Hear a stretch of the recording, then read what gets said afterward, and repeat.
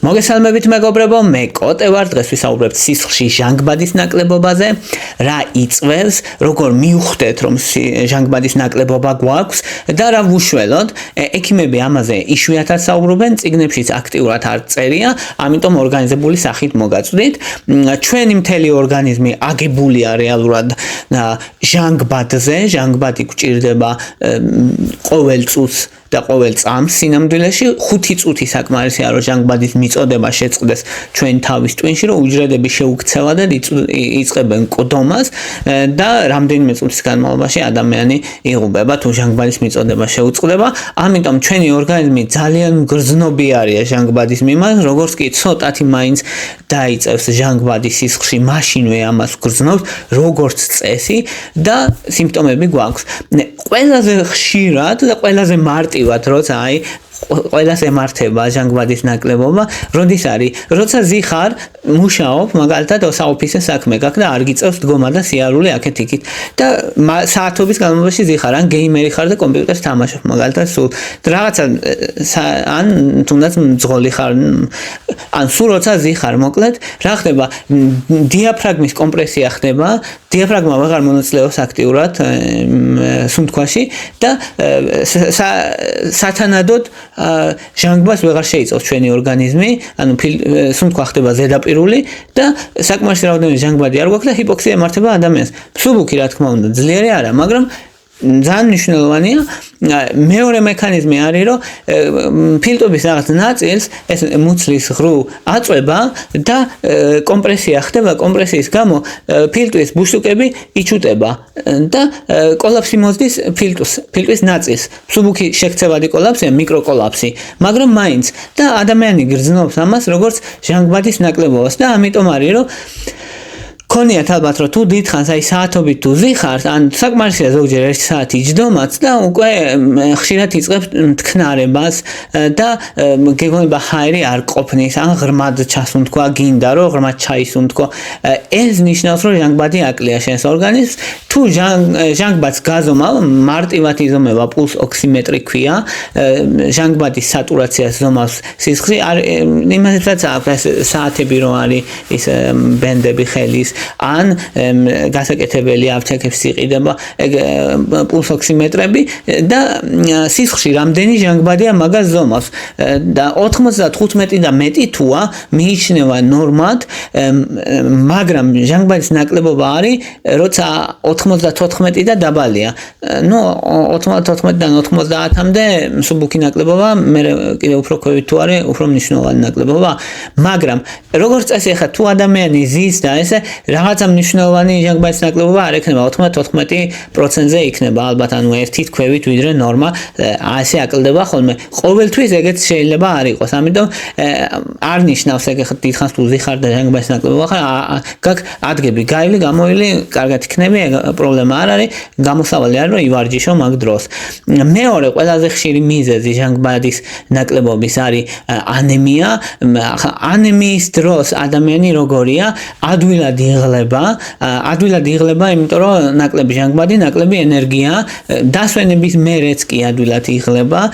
და ფიზიკურ დატვირთვაზე შეიძლება ქოშინი კონდეს თუმცა ისეთი ქოშინი არა რომ ახლა თქვას რომ რაღაც ახლა დავეცემი და ესე ვეღარ ვივლი და ვერ გავაკეთებ საქმეს არა მაგრამ მნიშვნელოვნად იგრძნოს რომ ადრე ესე არ იღლებოდა ადრე ესე არ ქოშინებდა ახლა მეტად ქოშინებს ან თმები უთხელდება თმებს რომ თმების შეთხელება დაეწყება ერთ-ერთი ნიშანია ანემიის ფერმკრთალდება ლორწოვანი გარსები განსაკუთრებით აი ტუჩები ესე თვალში რო ჩახედა ვარდისფერი უნდა იყოს აქ ეგ უფრო მეტად ფერმკრთალდება თითები უცივდება თითები რატო უცივდება იმიტომ რომ ნაკლები ჟანგბადი როცა არის ორგანიზმი ცდილობს რომ სასიცოცხლო ორგანოებს მიაწოდეს ჟანგბადი და ამიტომ ხელებზე ფეხებზე ვიწროვდება სისხლძარღვები და მიდის ფილტვებისკენ გულისკენ ღვიძლისკენ თავის ტვინისკენ და ამიტომ არის რომ ეს თითები და კიდურები კიდურები ცივი აქ ადამიანს ნაკლები სისხლი მოძრაობს.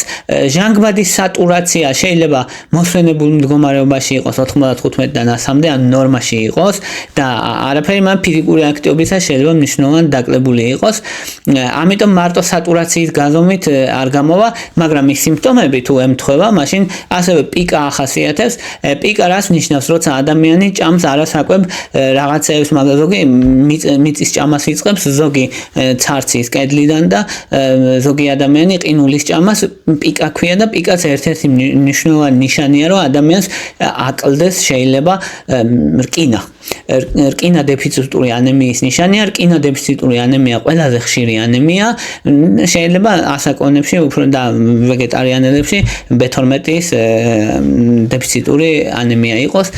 კი, სხვა ანემიები არსებობს, მაგრამ ყველაზე ხშირი არის რკინა დეფიციტური ანემია. სისხლის საერთო ანალიზის შესაძლებელია დადგინდეს რის გამოა ანემია.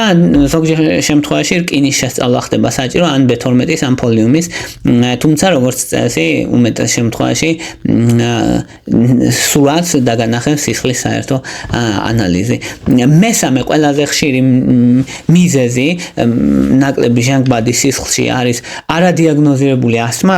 დიაგნოზირებულს იმიტომ გულისხმობ, რომ თუ ასთმის დიაგნოზი აქვს ადამიანს და მკურნალობაც იცის და ყველაფერი კარგად. ყოველ შემთხვევაში კარგად თუ არა მართვადია და იცის, მაგრამ ბევრი ადამიანი არის, რომელსაც აქვს ასთმა არადიაგნოზირებული და აბრალებენ მე რაღაცეებს, რომ ეს ასთმა კი არა, სხვა რაღაცაა. მაგალითად, ადამიანს აქვს ესე მოჭერის შეგრძნება გულმკერდის მიდამოში, ან ხმაურიანი სუნთქვა დრო-დადრო, ან ცივ ამინჩი და სეზონურად ხველა და ესეთ შემთხვევაში ხო აბრალებენ, რომ ეს ხო არ არის გაციება, ან ესე გრიპი გახველებს, ან ბრონქიტი. სინამდვილეში ბევრ შემთხვევაში არის ასთმა, ამიტომ ასთმა არ უნდა გამოირიცხოს. არადიაგნოზირებული ასთმის შემთხვევებიც ბევრია, ამიტომ ყურადღება უნდა მიაქციოთ. ანუ ესეთი რაღაცეები ბევრ ექიმსაც გამორჩება ხოლმე და წიგნებშიც ძალიან აქტიურად არ არის ნაჩვენები. ამიტომ მინდა რომ ადამიანს არ გამორჩეს ასეთ შემთხვევაში ასთმა, იმიტომ რომ უმკურნალო ასთმის შემთხვევაში მდგომარეობა მძიმდება დროთა განმავლობაში და ზიანდება მერე უკვე შეუქცევა და წლებთან ერთად ბრონქები, ფილტვები და ამიტომ რაც მალე მოხდება ასთმის დიაგნოსტირება, მალე იქნება მართვადი, ადამიანის ცხოვრების ხარისხიც გაუმჯობესდება და სიცოცხლის ხანგრძლივობაც გაუმჯობესდება და ჯამში დიდი დადბითი მხარე აქვს. ასთმის დიაგნოსტირება ხდება სპირომეტრიით. ეხლა სპირომეტრია შეიძლება ნორმაში იყოს, ამანაც არ უნდა მოგვატყუოს, ამიტომ შეიძლება პროვოკაციული ტესტი გააკეთო, როცა ან სიცივეში ან ფიზიკური აქტივობისას ჩატარდეს სპირომეტრია, რომ დადგინდეს, რომ ამ ადამიანს მხოლოდ სიცივეში აქვს ეს ასთმური შევიწროება ბრონქების და მაგ დროს არის ან ფიზიკური აქტივობისასაა გამოხატული. ამ დროს ჟანგბადის სატურაცია 92-მდე, 92-დან 95-მდეა ხოლმე დაწეულია, როცა შეტევა, როცა ადამიანს სუნთქვა უჭირს. ძირითადად სხვა პერიოდში ნორმაშია, ადამიანი თავს გრძნობს ნორმალურად. ასეთი შემთხვევები, ანუ ასთმა უფრო ხშირია ბავშვებში, ახალგაზრდა ზრდასრულებში და ადამიანებში, რომელსაც ალერგია აქვს, რომლებიც გეტყვიან, რომ ალერგიული ვარ რა და ადამიანები, რომლებიც ცივ კლიმატში ცხოვრობენ, ცივ ქვეყნებში, ჩვენთანაც ახლა არის ზამთარი საკმაოდ ცივი. ამიტომ ასთმა საკმაოდ ხშირია. მეოთხე მიზეზი, რამაც შეიძლება ჟანგბადის ნაკლობა გამოიწვიოს, ეს არის ცხვირით სუნთქვა და ესეც ძალიან მნიშვნელოვანია, რომ ცხვირით სუნთქვა კი არა, რომ ცხვირით სუნთქავ, ცხვირით სუნთქვა რო არ შეგიძლია, ამას გულისხმობ. როცა ცხვირით ვერ სუნთქავ, კარგად და პირით სუნთქავ. და ეს როდის ხდება ხოლმე, როცა ალერგიული რინიტი აქვს ადამიანს, არიან ადამიანები, რომლებიც ცხვირში გაჭედილები არიან, სულ და პირით სუნთქავენ მერე და ამიტომ არის, რომ ასეთ შემთხვევაში ნაკლები ჟანგბადია ორგანიზმში, ამიტომ აქვთ რამდენიმე პრობლემა. ერთი, ღამე მაგალითად, ღამე ვერ იღებენ საკმარის რაოდენობით ჟანგბადს, დილით დგებიან დაღლილები სუსტად და აი ეს სისუსტე მიუხედავად იმისა, რომ შეიძლება დიდხანს ეძინათ, მნიშვნელოვნად გამოიხატება ხოლმე დაღლილობაში და დილით თავით ტკივათ ეს ადამიანს და პირი აქვს გამშრალი. ეგ ერთ-ერთი მნიშვნელოვანია, რომ ესე იგი პირით სუნთქავდი და ხო, რატოა პრობლემა, ხო? რატოა პრობლემა პირით სუნთქვა რა? რატო შეიძლება რომ პირით ისუნთქოს ადამიანმა? ერთი რომ ის ცხვირი წმინდავს ჰაერს, ათბობს ჰაერს და თბილი ჰაერი ჩადის ბრონქებში, ეს ერთი ძალიან მნიშვნელოვანი. მეორე მნიშვნელოვანია რომ ენო, როცა ცხვირი სუნთქავს, ენოს ასტიმულირებს, ენოს გამოყოფას ასტიმულირებს და ენო არის ეს აზოტის ოქსიდი რა და ეს ენო აფართოებს ბრონქებს და როცა პირი სუნთქავს, ბრონქები არის შევიწროებული და არაეფექტურია ის ჰაერი, ან სუნთქვა გარდა იმისა, რომ ცივი ჰაერი თვითონ ბრონქების შევიწროებას უწყობს ხელს, დამატებით კიდე არის პრობლემა, რომ ეს არაეფექტურად ნაკლები ჟანგბადი მიდის ფილტვებში, ნაკლები ჟანგბადი მიდის სისხლში და ამიტომ არის რომ ეს ჯამში ადამიანს აქვს ჰიპოქსია და ძალიან მარტივი ტესტი არის ესეთი, რომელიც შეგიძლიათ სახლის პირობებში გააკეთოთ, რომ ეს ერთ ცხვირზე, ერთ ნესტო დაიხურეთ და მეორე ნესტოთი ეცადეთ რომ ისუნთქოთ, მე მეორედ შეატრიალეთ, ანუ ერთი ის საპირისპირო დათრგუნეთ და მეორეთი ეცადეთ რომ ისუნთქოთ. თუ ჩვეულებრივად სუნთქავთ, ნუ ეს ყველაფერი ნორმაშია. თუ ზედმეტი ძალისხმევის დახარჯვა გიწევთ რომ ისუნთქოთ, ესე იგი ცხვირის სუნთქვა გიჭირთ.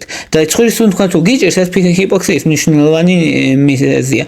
ან 30 წამზე მეტი თუ ვერ შეძელი რომ ცალი ნესტოთი ისუნთქო, რომელიმე ნესტოთი, ნუ ან ორივეთი ერთად და ან ზედმეტი ძალისხმევის დახარჯვა, ან თუ საერთოდ ვერ ისუნთქო, ეხა ერთი ცხვირით მით უმეტეს ხშირად არის ეს ადამიანებში, რომელსაც აქვს სინუსიტი, ადამიანებში, რომელსაც აქვს ალერგიული რინიტი, ამიტომ ალერგია არის ერთ-ერთი მნიშვნელოვანი მიზეზი, ამიტომ ეს ნაზალური კორტიკოსტეროიდები არის ხოლმე მაგ დროს მკურნალობა. მეხუთე მიზეზი ჰიპოქსემიის, ხო, აქვე ვიტყვი ეს ჰიპოქსემია რომ შემოვიტანე ტერმინი სისხლში ჟანგბადის ნაკლებობა, ამბობენ ხოლმე ჰიპოქსემია ან ჰიპოქსია რა არის? რა ჰიპოქსემია ან ჰიპოქსია? ჰიპოქსემია არის სისხლში ჟანგბადის ნაკლებობა და ჰიპოქსია რაღა? ჰიპოქსია არის ქსოვილებში ჟანგბადის ნაკლებობა. ან მთელი მუღამი განსხვავება ის არის, რომ შეიძლება სისხლში ჟანგბადი ნორმაში იყოს და ქსოვილებს არ ქონდეთ. ქსოვილებამდე ვერ მიდიოდეს ეს ჟანგბადი, ეს შესაძლებელია. ამიტომ ერთი ავტომატურად მეორეს არ უდრის, ამიტომ არის რომ სხვა ტერმინები არსებობს. თუმცა ხშირად იყენებენ ხოლმე როცა ყოველდღიურ საუბარში ხშირად იყენებენ როგორც ჰიპოქსიას ან ჰიპოქსემიას ჩამნაცვლებლად. მეხუთე მიზეზი არის გულის უკმარისობა.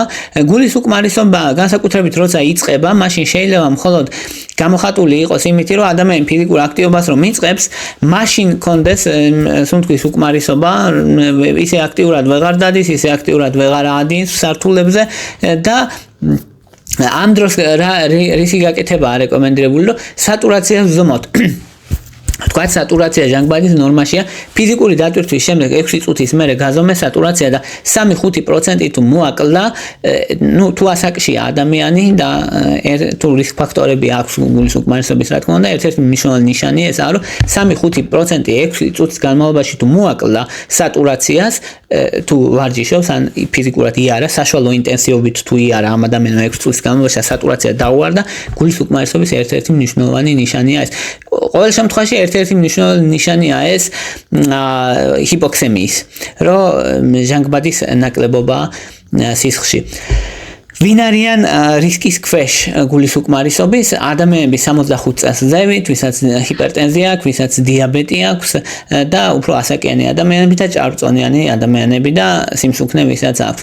მეექვსე მიზეზი, რომელიც შედარებით იშვიათია, მაგრამ ამ ჩავსვი, იმიტომ რომ ძალიან მნიშვნელოვანი მიზეზია, ეს არის ინტესტიციალური ფილტვების დაავადება, მაგალითად ფილტვების ფიბროზი, რომელიც ძალიან სერიოზული დაავადებაა, მაგალითად იდიოპათიური ფილტვების ფიბროზი, ამიტომ მასაც შეიძლება ახასიათებდეს, მაგ დროს არის რომ ჩასუნთქვისას ფილტვების ფუძეზე მოისმინება კრეპიტაცია და ეს ერთ-ერთი პათოგნომური ნიშანია და შეიძლება მსუბუქი დისპნეა ქონდეს ადამიანს, ანუ ნიშანი ჰიპოქსემიის, მსუბუქი სუნთქვის გაძნელება ფიზიკური აქტივობისას ეს ქონდეს და ეს კრეპიტაცია მოისმინებოდეს და მშრალი ხველა. ამ მშრალ ხველას შეიძლება ადამიანი მიაწერდეს სხვა რაღაცეებს, ეს მშრალი ხველა ყველა როგორც წესი არის, რომელიც არ გადის და ხან რას მიაწერენ ადამიანები და ბოლოს აღმოჩნდება, რომ შეიძლება იყოს ფიბროზის დიაგნოსტირება ხდება. თუმცა ძალიან პათოგნომურია ეს კრეპიტაცია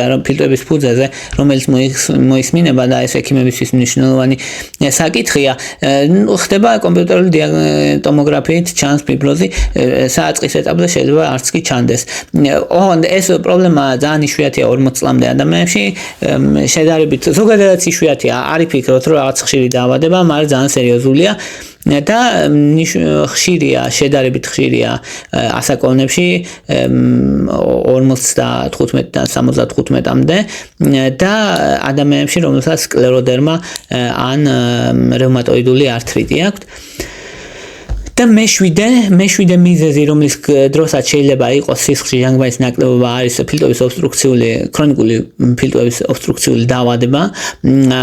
ამას საწყის ეტაპზე მე ხვდება ადამიანი, ყველაფერს ხვდება ადამიანი, მაგრამ საწყის ეტაპზეა ხოლმე მთავარი შემჩნევა, იმიტომ რომ რაც მალე შემჩნევ, მალე დაიწყებ მკურნალობას და უკეთესი გამოსავალი ექნება. ანუ უფრო დიდხანს იცოცხლებს ადამიანი, ეგ არის მთავარი და მაგაზე მთავარი რა უნდა გვინდოდეს.